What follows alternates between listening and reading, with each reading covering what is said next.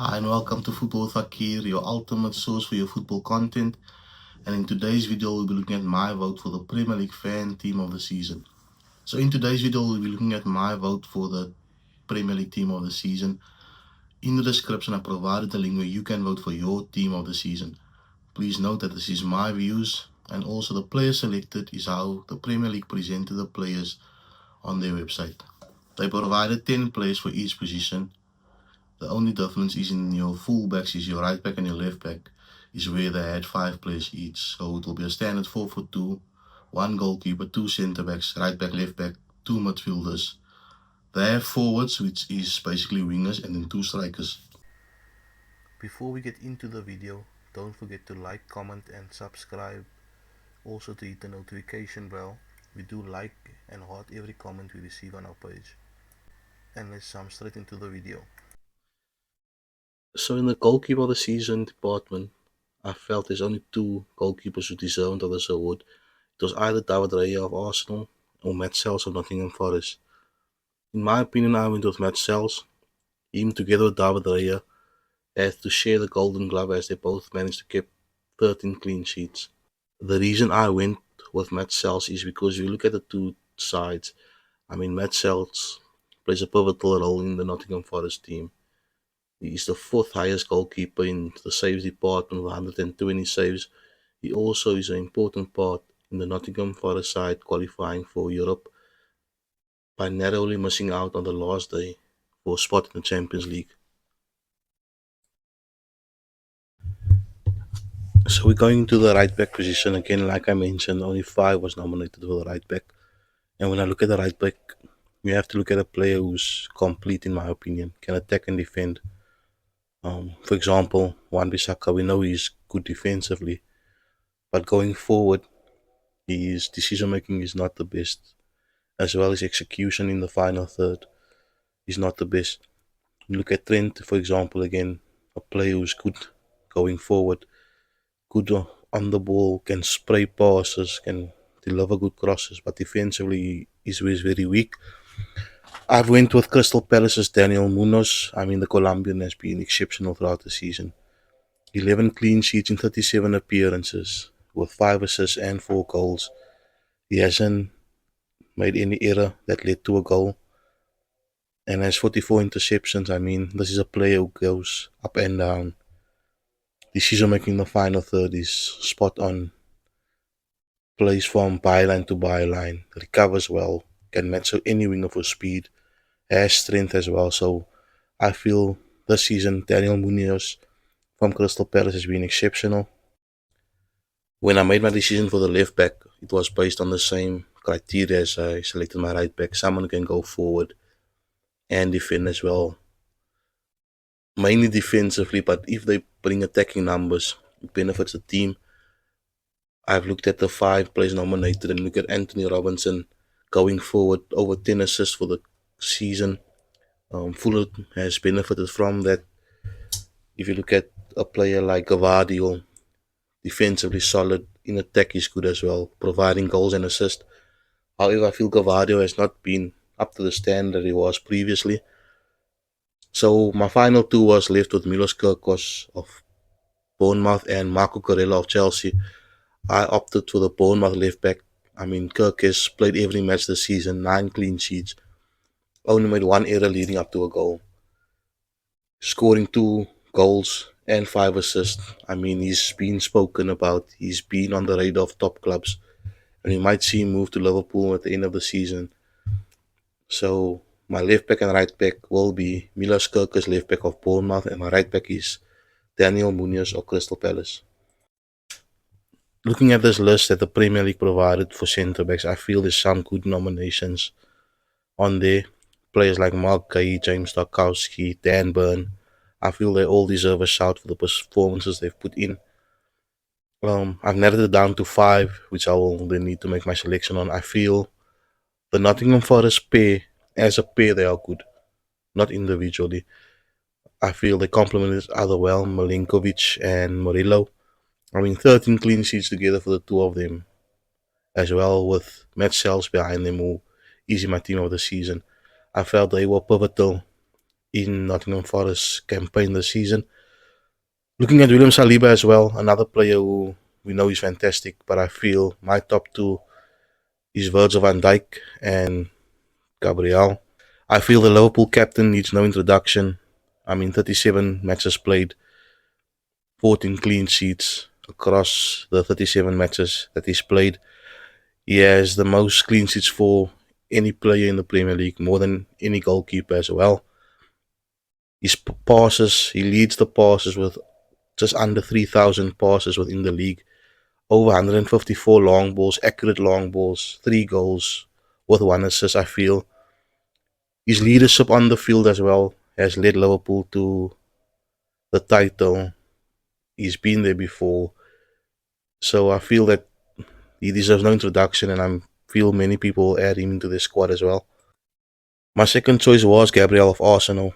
I feel if you look at his performance this season, I feel he's been better than Saliba. When he's not played, Arsenal have looked under pressure. He's a player who's not afraid to throw his body on the line, as you can see with 7 block shots. Going forward from the set piece that Arsenal was so threatening from, he has had plenty of chances to score. However, he has only scored 3 this season, as well as 3 assists. As well with 10 clean sheets, I feel Gabriel is the second choice centre back, and together with Van Dijk, they are my centre back pairing. So we move on to the midfielders and the nominations that the Premier League provided us. It's a mixed bag of players. I mean, you have players who do the hard work on the highlights. You don't see them unless you watch a full match, and then you get your highlights players. I've gone for 2 players who I've enjoyed watching this season, and I can take a bold shout and say these are my 2 best players of the season to watch. Just their movement, what they do on the ball, without the ball, it's just amazing to watch. Unfortunately, there are big name players missing out. A player like Declan Rice, Bruno Fernandes, unfortunately, do not make my selection. Moises Caicedo, McAllister, as well as Szoboszlai also misses out. So the first player I select is Ryan Gravenberch of Liverpool. I mean, 37 matches played. He's been a stalwart in that Liverpool midfield. He's been the key for me why they've won the Premier League. He breaks up play, he makes them play, he carries the ball up the field, he sprays passes. He's just been exceptional. He has the most interceptions as a midfielder, and he has the second highest out of all the players in that stat. I mean, 16 interceptions, and when he wins it back, he makes the passes. Fourth highest passes completed as a midfielder with 1,904. I mean, he's just good to watch, easy on the eye. My second pick, I feel, might be controversial because this player can play as a winger as well. But my second midfielder is Morgan Rogers, and I mean, he's just easy to watch. The way he glides across the pitch, the way he creates chances, he scores, he assists, he dribbles past players with ease. I feel he has been my best player to watch this season. Again, he's been there almost every match, 37 matches played, 8 goals, 10 assists, 55 shots. He isn't afraid, 16 big chances created. He plays in between the defenders and the midfielders. He picks up pockets when he's out wide. His first touch is always forward. I mean, he's been fantastic to watch, and I would like to see him kick on and push Aston Villa, be the driving force that they need. Unfortunately, they don't make Champions League next season, but I mean, if they are able to keep the players they got in January, I feel with Morgan Rogers as their main creative brain in that team, they can push on and even be contenders for the league. So my 2 midfielders will be Ryan Gravenberch and Morgan Rogers of Aston Villa. The next category, the Premier League has it as forwards. However, there's all wingers as well. So a player like Mitoma, Murphy, they've been good. Ilanga as well, they've contributed to the team. However, I just feel that they're not up there with the Mo Salahs, the Sakas. I mean, a Palmer can go as an attacking midfielder. Justin Clive can go as an attacking midfielder. Mbuemo and Bowen can go as strikers. So I feel this category isn't mixed properly. But because of the players that we have, obviously I have to make a selection because this is what provided to us. The first player I select is obviously Mohamed Salah. I mean, Premier League highest goal scorer. Played every match this season. 61 shots on target, 29 goals, 18 assists. 9 of the 29 goals being penalty scored, however, he converts them all. I mean, what more can I say about this guy? He's done it again. Leads the league with goals, leads the league with assists. I mean, I think he will be in everyone's team.